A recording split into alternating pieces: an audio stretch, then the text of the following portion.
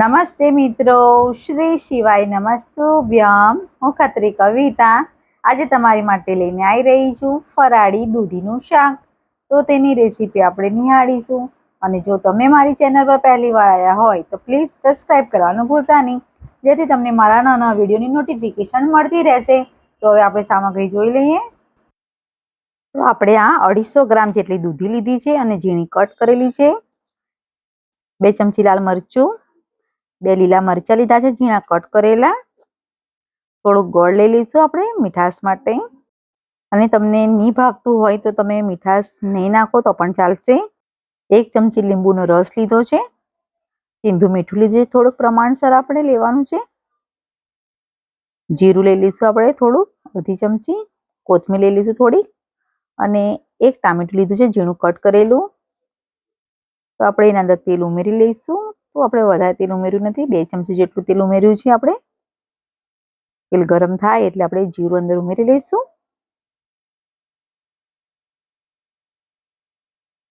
લીલા મરચાં પણ લઈ લઈશું સાથે સાથે.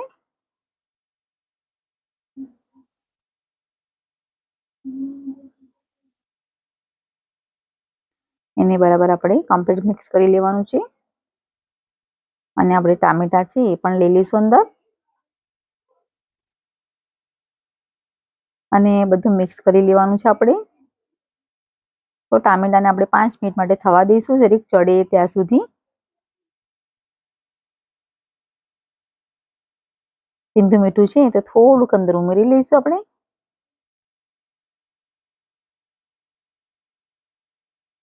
કમ્પ્લીટ બરાબર મિક્સ કરી લેવાનું છે.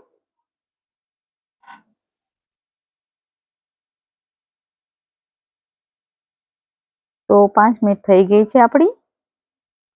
તો આપણા ટામેટા પણ એકદમ સરસ રીતે એકદમ ચડી ગયા છે. તો એના અંદર આપણે દૂધી અંદર ઉમેરી લઈશું. દૂધી ઝીણી કટ કરેલી છે, કારણ કે આપણે સારી રીતે ચડી જાય એટલા માટે.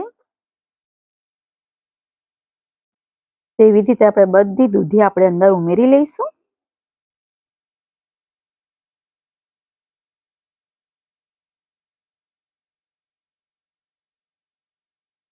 તો આપણે એવી રીતે બધી દૂધી ઉમેરી લીધી છે અને આપણે બરાબર કમ્પ્લીટ આપણે એને હલાવી લઈશું.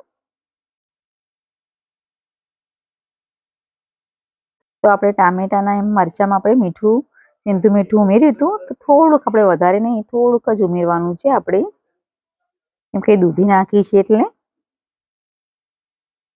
તેવી રીતે આપણે એને બરાબર 10-15 મિનિટ માટે ચડવા દઈશું.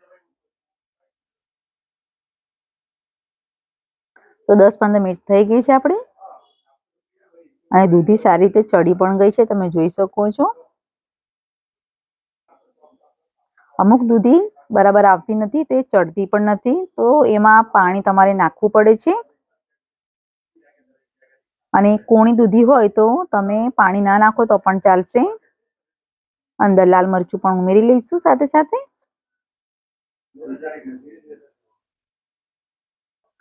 અને કમ્પ્લીટ બધું આપણે મિક્સ કરી લેવાનું છે.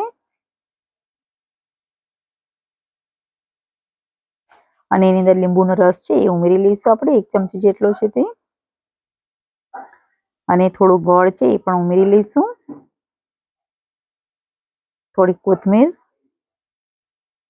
તો હવે આપણે બધું કમ્પ્લીટ આપણે મિક્સ કરી લઈશું. તો આપણે એના અંદર ગોળ ઉમેર્યો છે તો તેલ છૂટશે. તો આપણે વધારે નહીં, આપણે 5 મિનિટ માટે આપણે ઢાંકી દઈશું. તો 5 મિનિટ આપણી થઈ ગઈ છે. તો તમે જોઈ પણ શકો છો આપણું તેલ સારી રીતે છૂટી ગયું છે. અને શાક આપણું દૂધીનું સરસ રીતે થઈ પણ ગયું છે. તો તમે એકલો મોળો મોરૈયો બનાવો તો પણ તમે દૂધીનું શાક ખાઈ શકો છો. અને જો તમને મારો વિડીયો પસંદ આવ્યો હોય તો પ્લીઝ લાઇક કરજો, શેર કરજો અને સબસ્ક્રાઈબ કરવાનું ભૂલતા નહીં. Thank you.